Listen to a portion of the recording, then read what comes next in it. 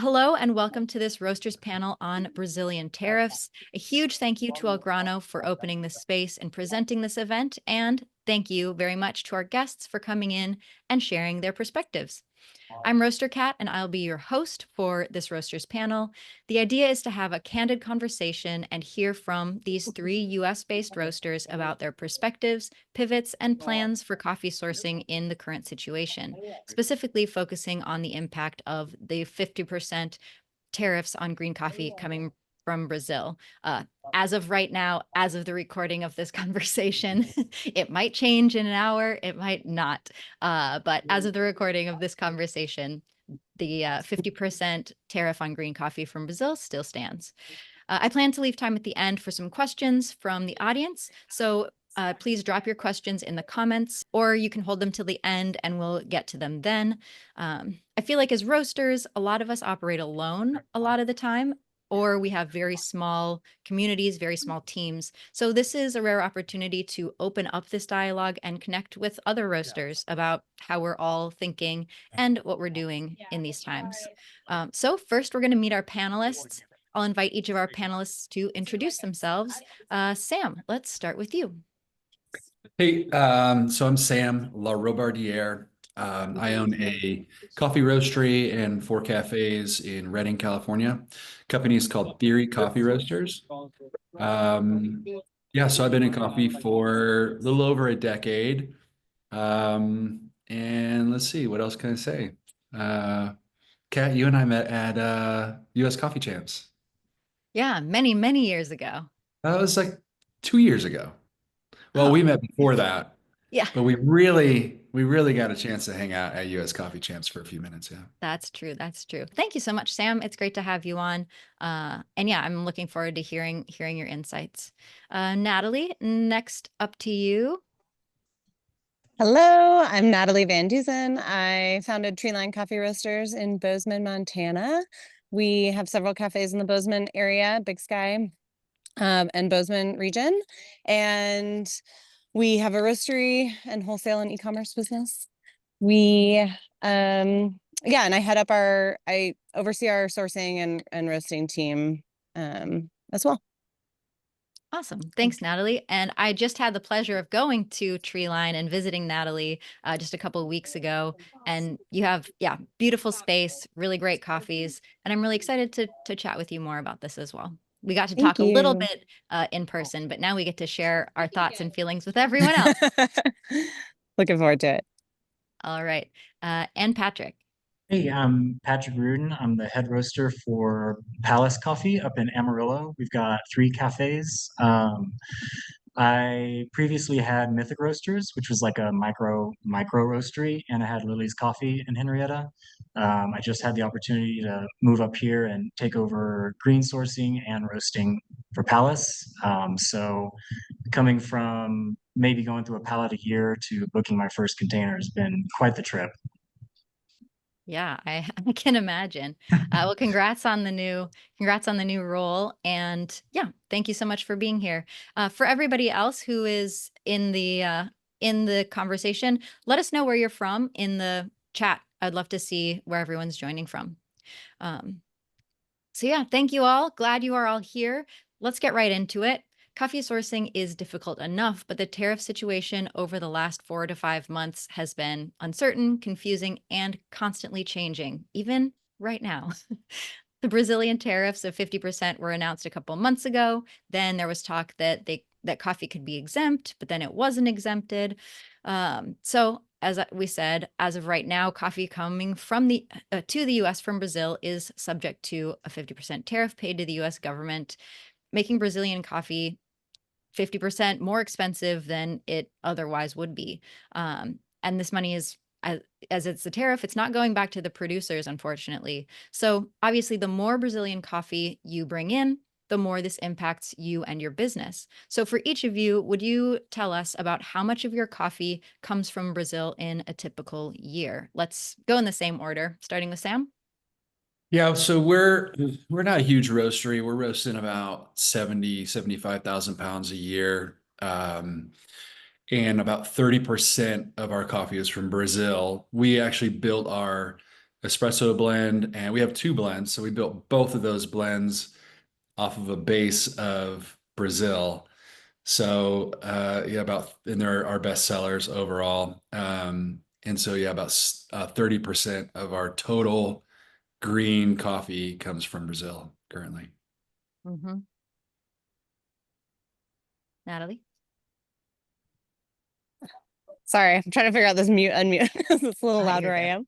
am. We're probably similar size to Sam as far as amount that we're roasting, but we buy very little coffee from Brazil. So I would say that our probably less than 5% of our coffee comes from Brazil, and we're using it mostly in our wholesale grocery type use case. So very, very small amount. Mm-hmm. Yeah, we're about the same size as well, 70 to 80,000 on average. Last year, Brazilian coffee was about 45% of our total, and this year it's aiming around 55%. It makes up the main component of our espresso blend that we use in our cafes as well as with our wholesale partners. And we actually offer ours as a single origin offering as well, and it is probably one of our most popular offerings. It's really fantastic coffee. Yeah. So even in these three roasteries that are relatively similar sizes, we have a huge range of uses and volumes or proportions that each of you are bringing in of Brazilian coffee. So I think this is going to be a really cool, interesting discussion and showcasing really a wide variety of use cases and how everybody's thinking about it and adjusting and how this is impacting you. So I want to talk about the immediate effects of these tariffs. How have you felt the impact of the tariffs so far? And are you pivoting your green coffee strategy in any way? Let's start this time with Patrick, since you have the largest share. Yeah, for sure. It's definitely been pretty stressful, obviously.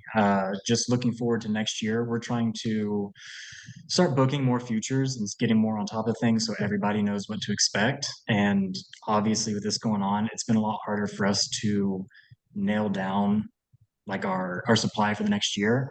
So July 17th, we did a price increase to try to compensate some of the tariffs and just did as much explaining to our customers as we could about why and how we got here.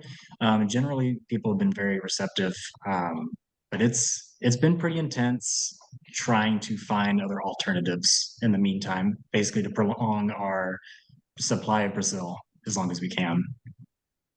Yeah, for sure. Sam?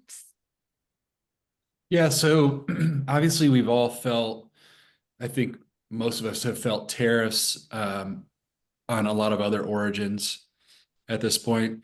Um, you know, there hasn't been any tariffs as high as this 50% tariff. So it's actually a pretty big deal, especially when you're talking about 30, 40, 50% of your green coffee. That's a big pivot to make. And especially when you're talking about coffees that your wholesale customers depend on for consistency and quality. This is a much bigger conversation for us that involves a lot of people, including our wholesale partnerships. We may have to completely change our espresso blend. That's a possibility.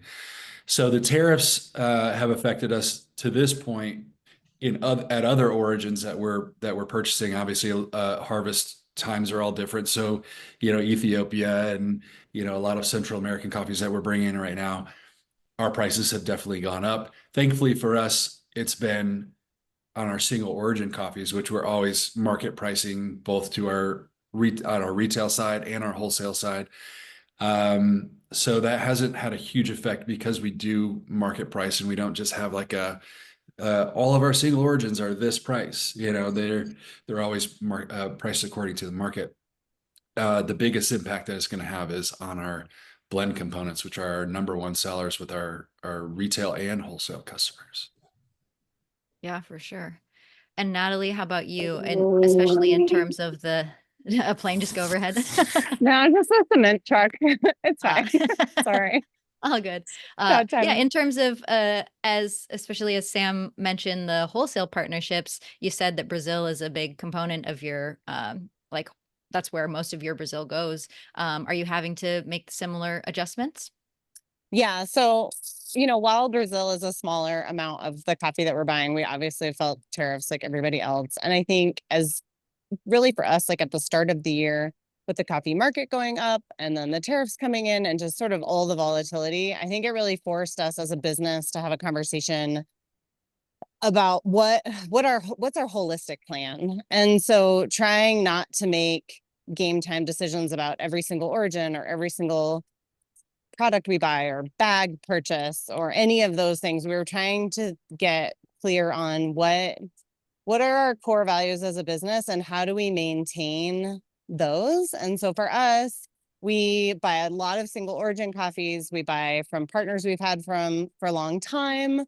Quality is a huge piece for us. And so trying to figure out like, okay, these are our important things. And in order to maintain those, we don't want to sacrifice those things by just filling with something else, then we have to price accordingly. So we did a big price increase in the spring.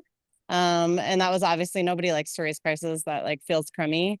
But we tried really hard to communicate clearly with our customers of like our reasons for why we were increasing, what was happening, and that we were doing our best to like navigate the uncharted waters. And so we've just kind of same as Sam, our single origin beans have always gone up and down, but really it was more the cafe pricing and how we're pricing drinks. And just really trying to get ahead of that so that we had some cushion for when, oh my gosh, I'm so sorry. It's so loud here. So we had some cushion as sort of the year went on. And so obviously now with the Brazil stuff, I think we're feeling more nervous about how it's going to affect like what the ripple effect will be as everyone pulls out of Brazil and then how that changes pricing elsewhere. But it remains to be seen, obviously. Yeah, for sure. Can you speak more about that? Because yeah, I think that's something that maybe some roasters haven't considered or don't really know how to think about if these tariffs remain and US roasters stop buying as much Brazil, they're still going to have to buy coffee somewhere else. So that coffee is going to be affected. Yeah. Do you have an idea of how you're thinking about that? Yeah, I think it's a little, I mean, I think all of this year has been a little unnerving at best. So I think continuing to plan ahead, continuing to dig in on our current relationships. So doubling down on the fact that like we will be coming back to buy the same coffee year over year as a big part of our business model. But that's only, 60% of our coffee. We still have quite a bit of coffee that we're still trying to figure out. So I think just trying to be open to a variety of regions, building new relationships, kind of being like open to what's available. Luckily we have a seasonal menu, so we're changing things all the time. So I think for us, that's always played in our favor that we can adjust as needed. We're not trying to maintain an exact thing all the time. So that's been helpful in our model. For sure. Patrick or Sam, do you have similar or competing perspectives on this? Yeah, I'd say we're in the same boat where our single origins do fluctuate. And so we might end up in a position where we try to pull on Brazilian coffee as a single origin as opposed to like our main blender moving forward. Um, but kind of that same, how's this going to affect like global supply? Are other countries going to be running out faster since, everyone's kind of flocking to other places to pick things up? And just kind of like Natalie said, trying to figure out like our place in all of this and how our company responds to things like this Mm. has been a big goal around here. Totally creating kind of a framework of how you respond to the shifting tides as they shift so quickly. Exactly. Yeah, I think I liked what Natalie said too about like sticking true to your core values and your core relationships. I think that's really like focusing in back on yourself and what your core is really a crucial way to weather everything that's happening out there. Sam, anything else to add? Yeah, I think the Brazilian coffee market, obviously Brazil is the largest producer of coffee in the world, and they produce 30% of all of the coffee that's consumed in the United States. I mean, I'm not an economist, but you have a really obvious supply demand issue on our hands. And my thing, for us and for anybody out there that is trying to figure out how to navigate this, one of the things that I think I've learned along the way is like you have to you have to raise prices now for what's coming. And it's called replacement pricing, and you have to do that sooner than later. And the reason that you're doing that is because you're going to need additional capital in order to be able to fund the purchases of those future coffees at the prices that they're going to escalate to. And it's a little bit unknown, but I think I would say knowing that, and the other thing that we don't have globally is um, we don't have extra coffee, right? We don't have surplus coffee. So there's already a deficit that we're working with. And now the largest producer of coffee in the world, and 30% of the US's coffee production is almost neutralized in the United States coffee market. I mean, some people will still probably buy, but the majority of people are going to start looking for coffee elsewhere. And so supply and demand, they don't have extra coffee. If I go to Mexico, Mexico doesn't have extra coffee laying around to replace my Brazil that I need. So their prices are going to go up. So I think that's one of the really important things to remember in this whole, how does this whole, cause and effect relationship work? Well, prices are going to go up significantly across the board. And I think it's really important that we all consider how we're going to prepare for that now rather than when we actually see how much the prices go up. So that's a little bit of a hard speculative thing to do, but I think it's really important so that still have a company after all of this. Yeah, for sure. Cash flow is a big factor, and a business needs positive cash flow in order to be a business. All three of you have mentioned pricing, and to a certain degree, kind of communicating that with your customers. How has the feedback been or the response been from your customers so far? And has that been specifically just like larger scale or like kind of more, has that been about the price increases across your menu or anything about Brazil specifically? Let's go with Natalie. Start. Yeah, I wouldn't say ours ends up with too much conversation around Brazil because we don't have as much, Right. but I think it's helpful that a lot of this is in the news. It's helpful that there's a lot of talk about coffee pricing going up and as a general rule. So when we go to raise our menu prices, I think people are sort of expecting it. I don't think they love it, but they're sort of expecting it. I would say the customers we can touch directly are much more receptive and accepting of the whole thing. But when there's a layer in between, so like when we're distributing to a grocery store and our grocery store prices now look very expensive, especially compared to what some of the other grocery stuff that I'm sort of like, I don't know how you sell it for that price. I think that's much harder. And I don't know, we're still trying to feel out like how much that's going to really dip for us, or if it's temporary, or if we're really going to see a decline on that. I think on the whole, we've had a more challenging time with pricing of our more economical coffees. Those prices have just gone up so much everywhere, as opposed to our higher end stuff has been more stable. It's gone up a little bit, but not as dramatically. So, yeah, when we can talk directly to the consumer, it's much more effective, but the layers in between make it harder. For sure. Yeah. Patrick, how about you? Yeah, I'd say the same. You know, we did like a kind of an email and in-person marketing campaign with a lot of our customers to try to let them know it was coming. And generally, people have been pretty receptive. We're also in a period of positive growth. And so we haven't seen sales dip too much, but we don't know if it's just because we're in this cycle of growth or, what's going on with that. But it hasn't been as painful as we had anticipated. I think everyone is really feeling this on all fronts. And so when your grocery store prices are up, you kind of expect coffee to go up. And I think people are being pretty graceful with us in that regard. Mhm. Yeah. Have you seen a different reaction because you said you have single origin offerings coming from Brazil. Have you had to raise those prices yet or? So we haven't done any single origins Mm, from Brazil, besides like our Duchess basically, which is our blender that we offer as a single origin. mhm. Um, but I mean, with our price increase, the increase that we've seen in our other single origins, we haven't really seen a drop off from customers picking up our single origins at those higher prices that we've seen throughout the year. Mm. Yeah. Sam?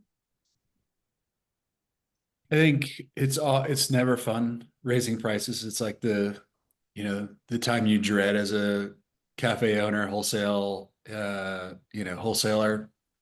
Um, I agree with Patrick in the sense that, every time we raise prices, we just like bite our nails for the whole week uh and then we raise them and we get a few people that are like, oh my gosh, and they get to say their piece.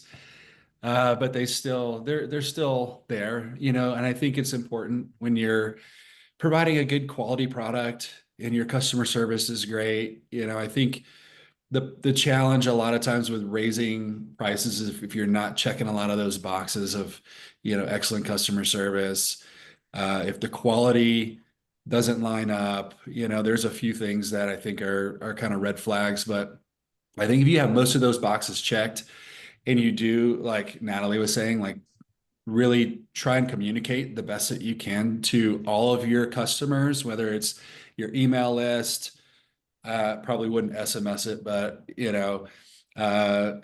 somehow communicate with your customers in person and give people, especially with wholesale accounts, I think it's really important to give them time because if you have to change your menu, they also have to change their menu. And you need to make sure that everybody has, I say 30, 60 days. So if you're thinking about changing prices now, it's like probably a 60-day uh, process for us, at least, just to make sure that we're being courteous to wholesale customers. And Mm. when we do that, we do get some pushback, especially from the larger customers that are like, yeah, we're such a big customer. Can we get a deal, So that's what I've experienced. But overall, the process of raising prices has been okay. I think what's interesting is that most customers aren't used to this many price increases this frequently. So that's where Totally. I get a little leery where I'm like, is this the one, Yeah. Is this the one that's gonna collapse everything? Yeah, for sure. Little doomsdayer over here sometimes when it comes to raising prices. Yeah, yeah. Which one's going to be the last one? Yeah, what's the Either straw? because it's like, yeah, either because it breaks the system or because it finally stabilizes or tops out somewhere. Yeah. Yeah, no, that's super, super insightful. And then there's obviously pricing, both the coffee's getting more expensive to purchase and also, as we just talked about, raising prices. But there's also the space that Brazilian coffee inhabits, which is really a particular flavor profile, usually as Patrick and Sam have mentioned, especially adding adding to blends, bringing body to blends, bringing like the chocolatey sort of, I mean, obviously Brazil has many, many different types of coffee, but a lot of people use volume Brazil for those sorts of things.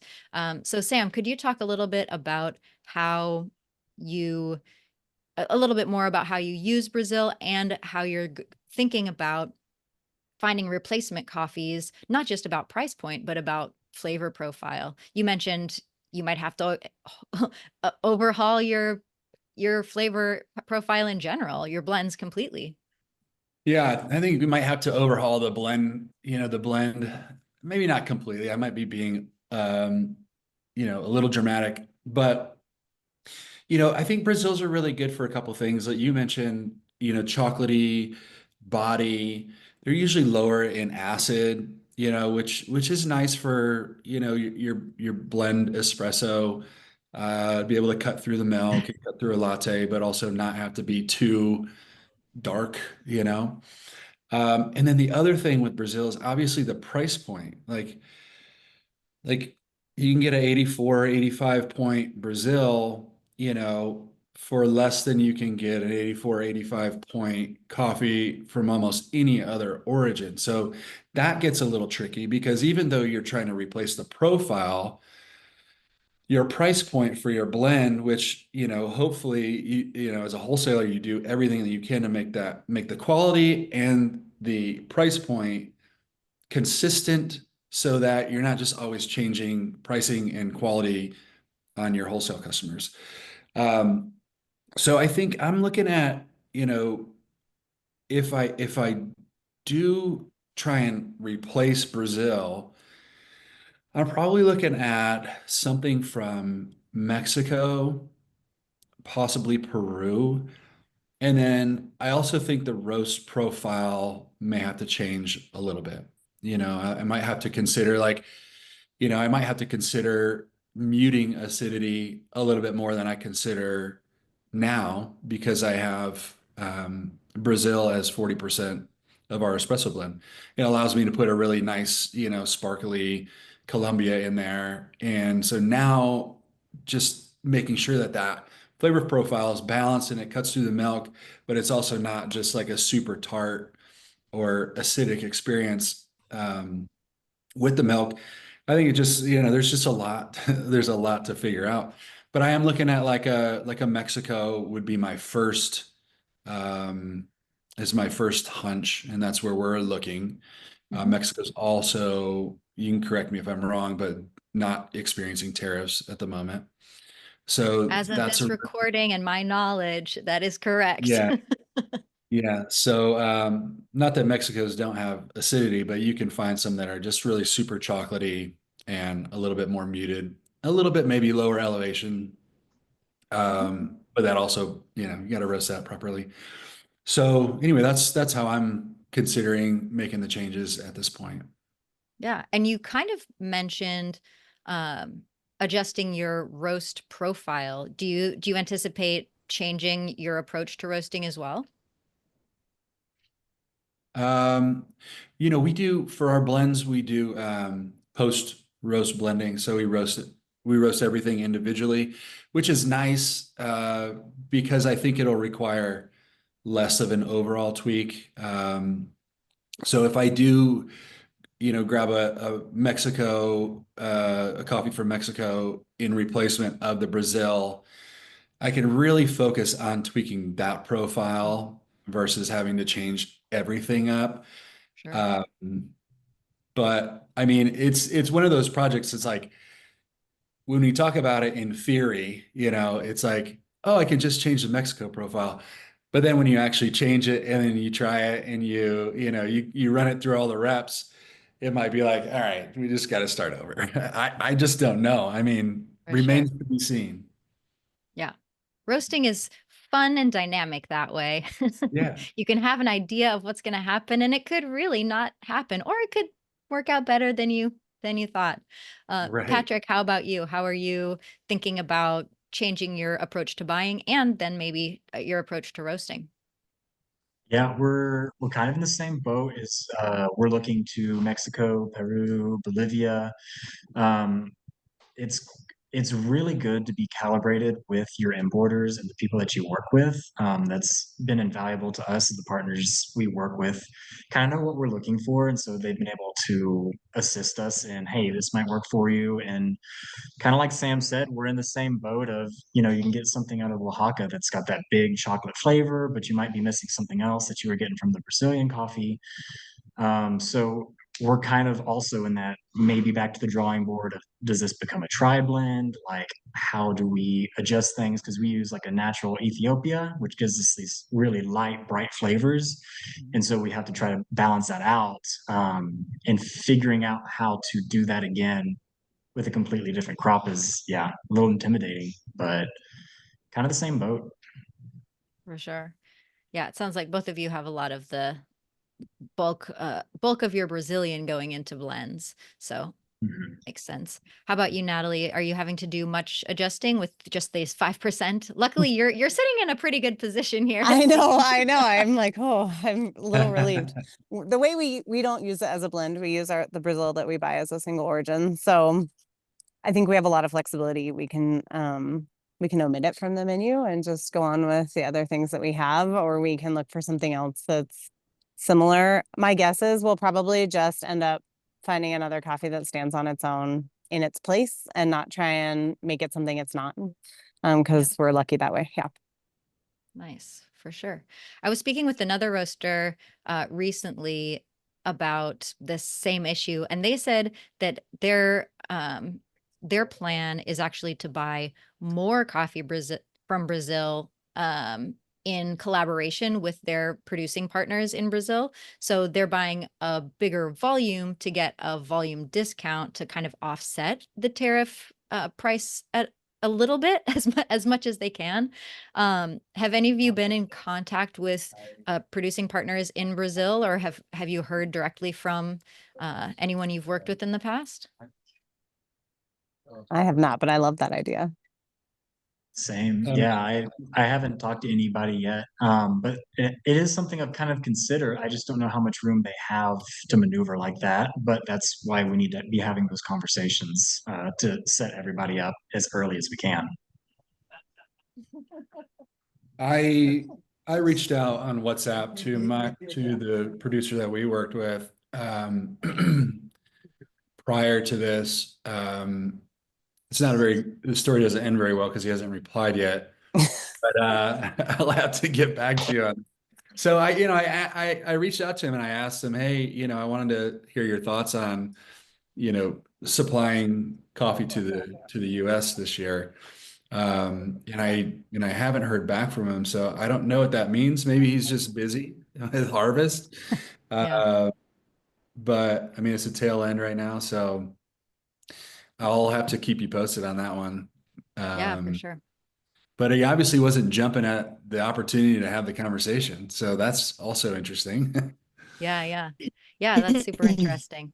Yeah, I haven't personally spoken to really any Brazilian producers since this all of these changes have been going on, but I know at least on Algrano, a lot of them have established relationships in Europe. So I've talked to a number of European roasters who are like, "We'll buy more Brazil, like send it here." So I think there's like a a bit of a global response, hopefully trying to, equalize things. Um, but yeah, so clearly this is affecting everyone in various different ways. Um, and so in the immediate term, this is what we're talking about, but this also may have longer term implications as well. Have you all thought about how this might affect you in like years to come in building up more relationships in other origins, deepening relationships with Brazilian or non-Brazilian producers, et cetera, or kind of just waiting to see how this year shakes out and then deciding from there. Patrick, let's start with you in your new role. I feel Yes. like this is all coming at you fast and furious. It is, yeah. It's been a lot to adjust to in a very short period of time. It's been a little overwhelming, I won't lie, on occasion. Like you said, like how do we start planning forward, especially since I'm pretty new to this, it's hard for me to imagine how this is going to have like global ramifications and what that is going to do to all of our supply. Um, but for the most part, right now, we're trying to pick up similar spots to try to, like I said earlier, like lengthen our supply as much as we can.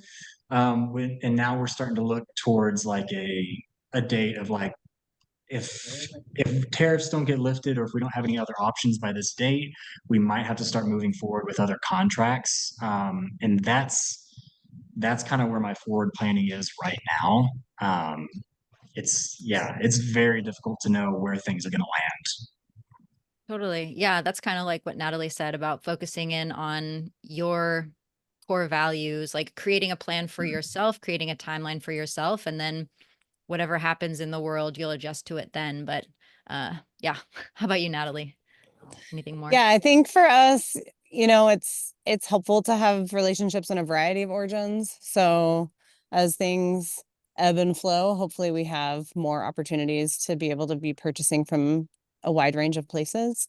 I also think the nice thing is, like, I try and when I get really anxious about the whole thing and feeling like it's overwhelming, I just remember like all experiencing this. This is not a problem in my business alone. This is something that we're all living through. And so I feel like if we're all kind of navigating it and figuring it out, like the customer, we're all raising our prices. Like it's not just me competing against, and so I think I just try and find solace in the idea that like we're gonna figure this out together, and that it all kind of start. I don't know, but it's just it's changed so much this year, which just means it can continue to change so much, and so it's really hard to predict or expect or plan, and just sort of stick to. So like I said at the start, just really trying to stick to what's core to us and what matters most to us, and navigate it through that lens.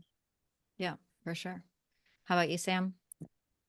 I think there's two sides to the coin for me. It's like, we just started this really great relationship that I was excited about with a producer in Brazil last year. And we bought the most coffee we'd ever bought from one single producer. And we were going to do it again this year. And he's a super cool guy. And so there's this whole like, this was like one of my so far like one of my favorite coffee producing relationships, and I'm like, well, that was short lived. That's the bummer side of it.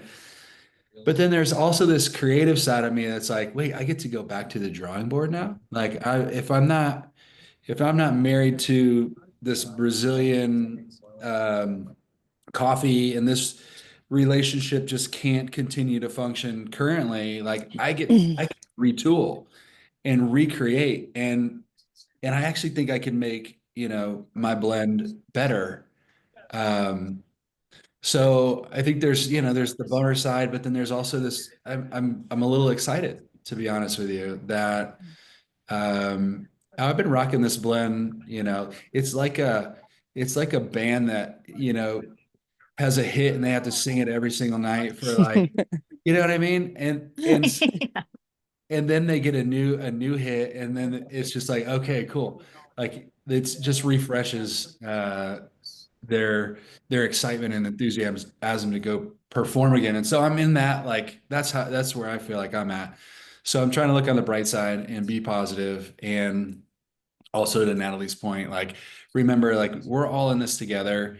I'm having a lot of good conversations with other roasters. We've started talking about, with the prices of coffee in general. We've started talking about buying groups. We've started talking about, just ways to collaborate with other like-minded individuals that actually I think could be a really cool new development in the story of coffee sourcing for us. Mm, So I think overall I'm optimistic. Certainly there's a bummer side to it, but yeah. excited to retool a little bit. I love that perspective and trying to put things both into like a positive light, but also into like things that you can control. I think that's kind of another side of the focusing on your values, focusing in on what you can do, how you can adapt and stay true really to what drives you. So yeah, that's a really cool perspective. The alternative is what? Hopelessness, resignation. Yeah, there are moments of that, but Yeah, yeah, for sure.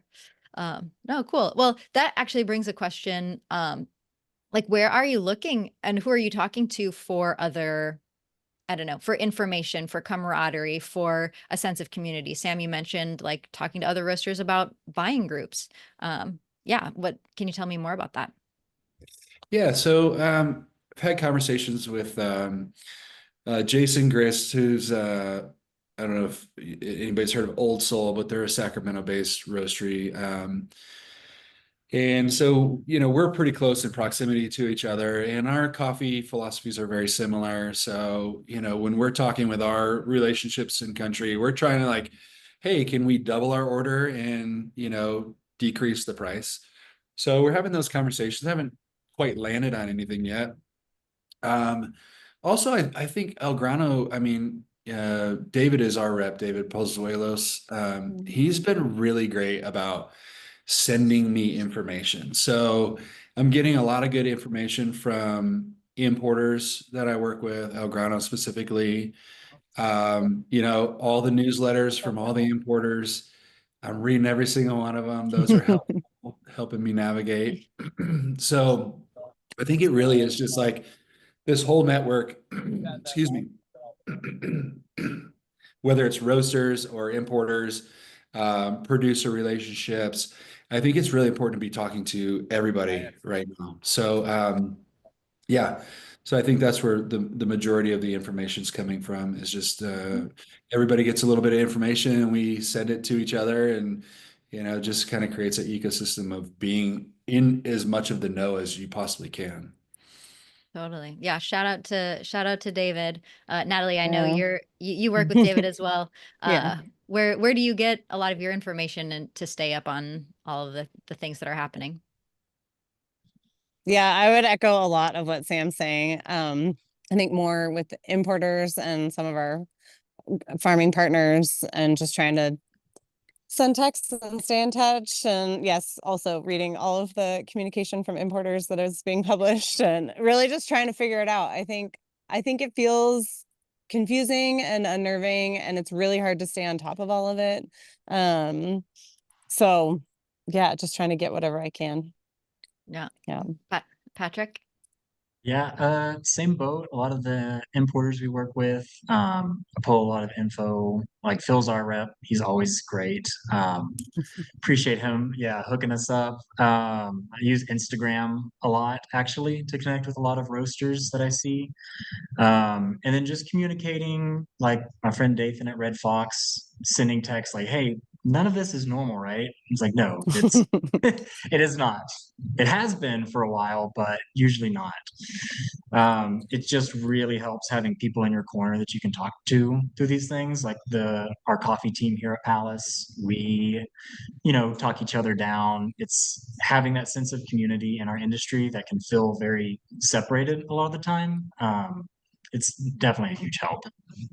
Yeah, for sure. Community is and having other people to kind of sense check everything is definitely important for sure.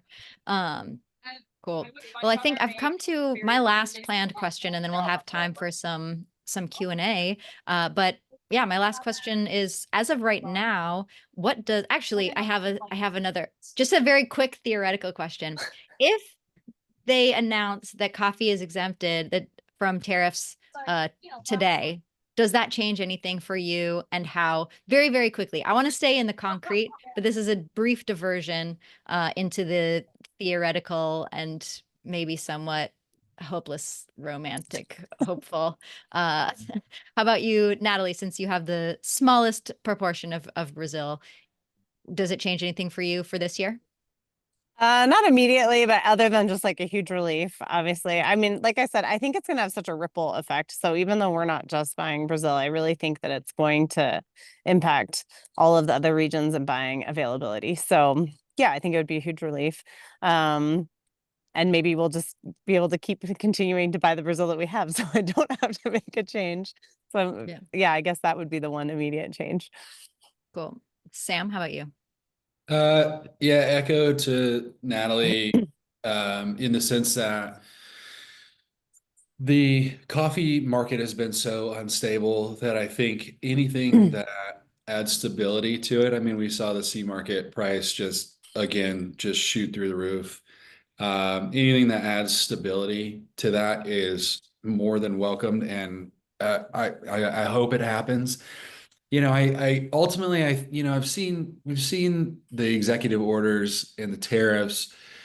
We've seen this happen before. It happened with Colombia, where there was a massive tariff, and then it was just like, all right, it was just a negotiating tactic, and it worked. And they figured things out. And I mean, it would be awesome if that was all this is. I mean, not awesome, but if that's how it panned out and the resolution came quickly, like really quickly, that'd be great. I would love to continue this relationship that I have with the producers in Brazil. But yeah, I think in an ideal world and in a romantic world, it would all be over tomorrow. We'd get more communication from an executive order that says, psych.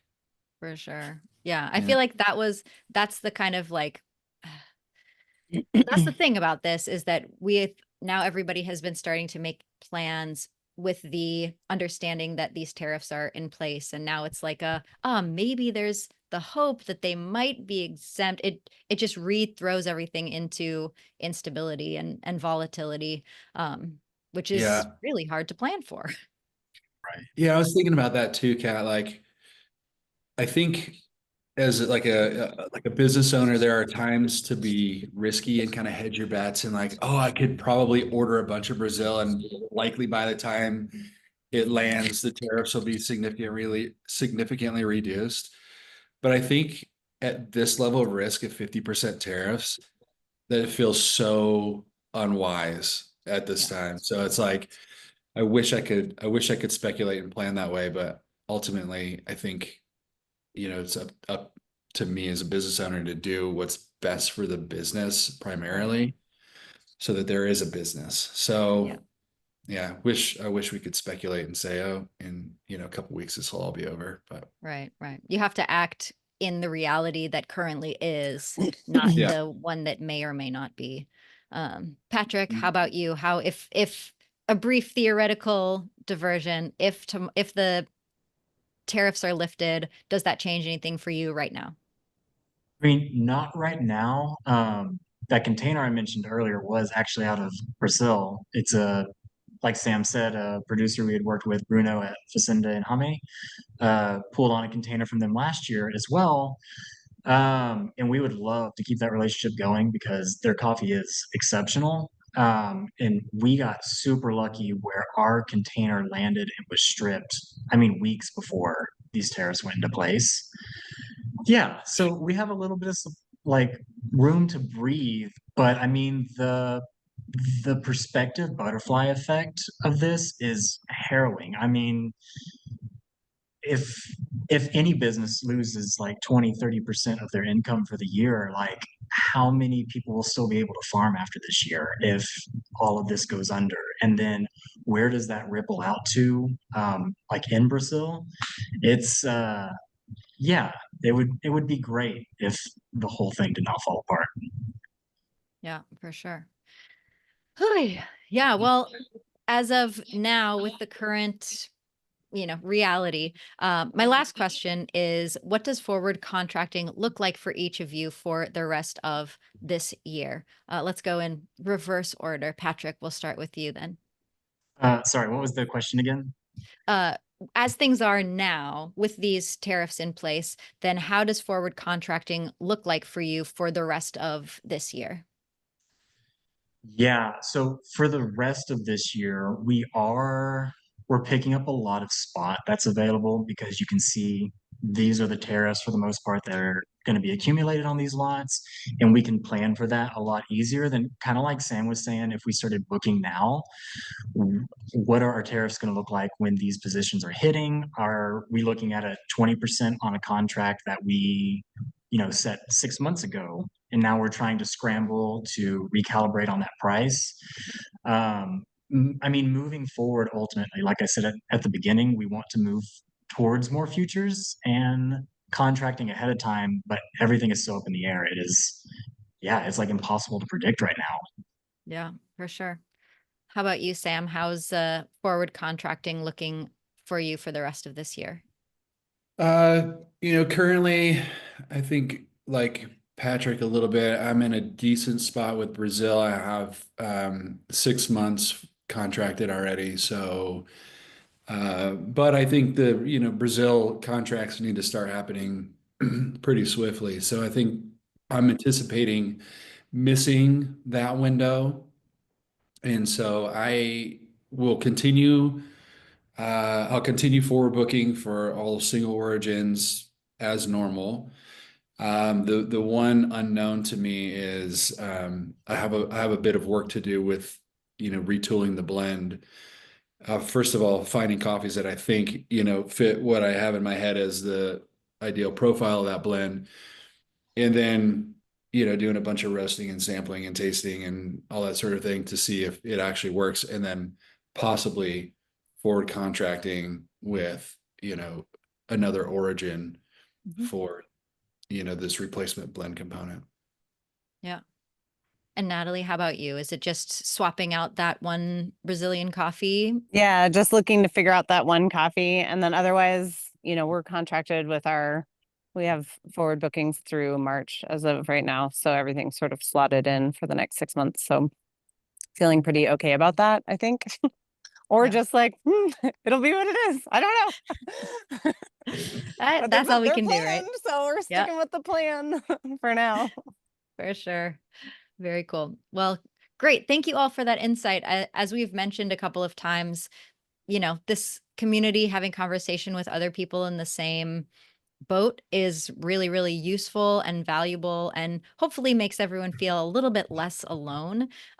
So I'm grateful to each of you for sharing your perspectives on this. So now we're going to do the Q&A. We have 7-ish minutes, and we've already received many, many questions in the chat. Most of them I think we've already covered. A lot of them are, what are some similar options to substitute Brazil? Is anybody finding good one-to-one replacements for Brazil? Brazil strikes the balance of price, quality, and consistency. What other options do you think bring these together? Anybody want to give a more targeted synopsis, quick answer to that one? What was the last question? Sorry. If anyone feels like they want to give a targeted, quick answer to what to get instead of Brazil for all the reasons. Yeah. Patrick? Oh, Okay. yeah, Go that's ahead. we're looking a lot to like Oaxaca. The prices are quite a bit higher, but the flavor profile is very similar. That's our number one pick, and like I said, also like Peru and Bolivia. Yeah. Those are all pretty similar, I think. And same timing. I think somebody mentioned earlier the seasonality of coffee. It's going to be available at different times. So yeah. Sure. Cool. All right. And for anybody who buys through Algrano, we do actually have a blog post up that has a list of coffees that have similar-ish flavor profiles. So check out algrano.com/learn. In the recording, I'll put the link in the bio, whatever, the link in the comments. But yeah, we're updating, our quality control team is updating that weekly. So you can look based on profile and you can check out all the prices there. So check that out. Yeah, I guess another question on pricing. Somebody asked, are each of your companies adding a tariff line item to receipts or retail signs? How are you training your staff to explain the price increases, and how have customers responded? Has anybody done that in kind of updating your pricing? We certainly talked about it, but ultimately have not done it. With price increases, I think our staff, they experience the brunt of what that reaction might be. And so we've spent a lot of time just doing our best to educate them and get them up to speed. They're not necessarily reading what we are and watching the news. So trying to have open conversations and open dialogue with them. And then also using our other channels, whether it's like social or email, to communicate to customers so that the staff don't have to be the front line, or that they can refer customers to come talk directly to us so that they don't have to experience that whole brunt themselves. Yeah, for sure. Trying to keep morale up on that front is really important to us. Yeah, the really baristas hard are definitely on the front lines, and don't have necessarily these sorts of in-depth conversations. So yeah, that's there are many, many avenues for education to other people, whether that customers, staff, ourselves. Another question was, have you considered other pricing strategies beyond raising prices, such as bundling, package size, service tiers, changing qualities options? Have any of you thought of other things? Yeah, Sam? The question always comes like, do we lower our quality? And I think I'm with Natalie on that one, where it's like, nah. I mean, that's just not who we are. But I think that's a viable strategy if depending on your customer base and depending on your core values. So that is one option for sure, is to decrease the quality of the coffee that somebody sent me a Robusta the other day. Like, if your customer base is not super savvy and not looking for I don't know how to say this well, I'm going to mess this up for sure, but if it's not like light roasted specialty coffee, I guess you might be able to get away with putting a Robusta in there, and that's going to for sure help you with pricing. So yeah. And then I think, along the lines of communicating with customers, yes, baristas for sure, emails go a long way. I think a good old fashioned QR code with a link to something that you wrote, or a video that you want to share with your customers, if they don't understand, is a really good way to do it too.